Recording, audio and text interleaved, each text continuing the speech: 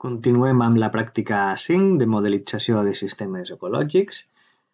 Passem a l'exercici 2, en el qual intentem millorar el nostre model, intentem calibrar-lo per a que s'assemble el més possible a la realitat. Com hem vist en l'exercici anterior, la respiració varia al llarg de l'any. No tenim els mateixos valors depenent de cada estació i ara, en aquest exercici, el que volem és incloure la variabilitat mensual en la respiració.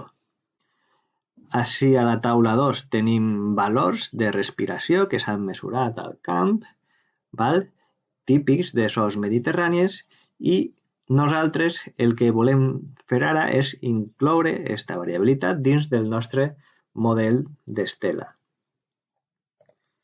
Com ho farem? Doncs és molt fàcil.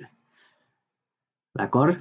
Fins ara tenim un model en el qual sempre tenim el mateix flux de respiració diari. És un model d'ordre 1 que varia en funció de la quantitat de carboni que tinguem a la nostra variable de nivell. Doncs ara el que volem és millorar el model i incloure la variabilitat mensual.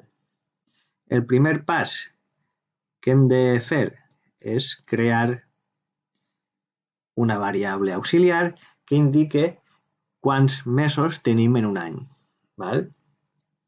Agafem, creem una variable auxiliar i li posem el nom de mesos, per exemple. Obrim la variable auxiliar i volem indicar que compte que dins d'un mes hi ha 12 mesos. D'acord? Com ho fem? Doncs mitjançant les ferramentes de built-ins que ja coneixeu, anem a una funció que s'anomena counter. Cliquem i posem dins dels parèntesis, posem 1,13.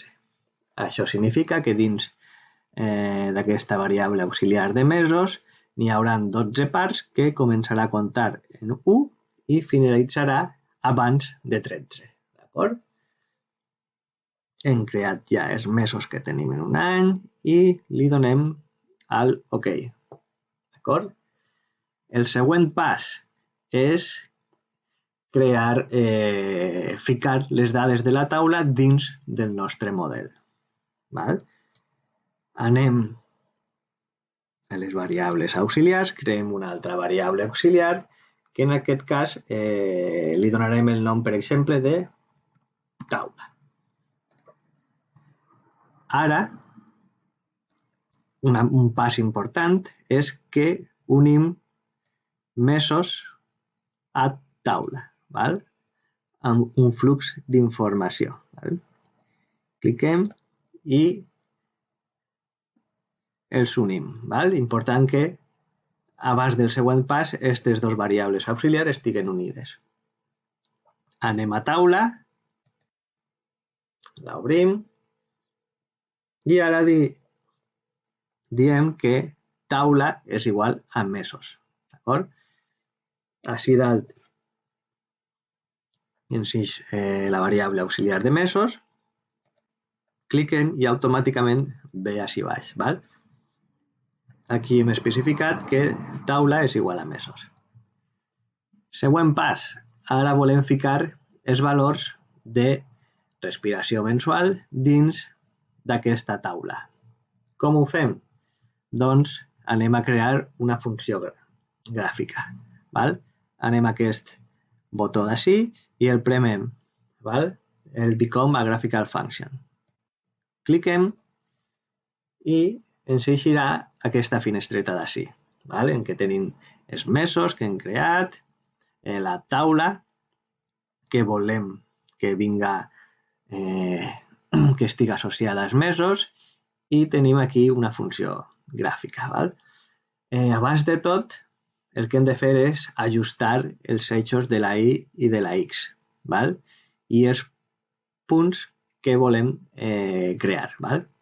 Nosaltres tenim 12 mesos, per tant, hem de posar que els punts de dades són 12. Aquí posem 12. Mesos. Hem d'ajustar. Els mesos van del primer mes a 12. Val? Per tant, llevem el 0 i posem 1 i llevem el 100 i posem 12. Val? Tindrem 12 mesos. Després hem d'ajustar un poc l'eix de la I, val? Que va de 0 a 100 de forma inicial, però si, per exemple, si anem a les nostres dades de la taula, veiem que el valor màxim va fins a 2.1. Val? Doncs no cal tindre un eix amb valors tan alts. En posar de 0 a 3 haurem ajustat millor la funció aquesta, val? La funció gràfica. Val? Una vegada ja tenim un poc els eixos ajustats, el que hem de fer és ficar els valors de la taula al mes corresponent. Cliquem així dalt, al primer valor de la taula, el primer mes, i així a Edit Output anem ficant les dades. Val? Anem a la taula i veiem que el primer mes és 1.5. Doncs fiquem el valor. 1.5, 1. Ho fem mitjançant així, a Edit Output. 1.5. I a l'intro. Següent. 1.4. Següent. 1.5. D'acord? I així aneu a poc ficant totes les dades de cada mes. D'acord?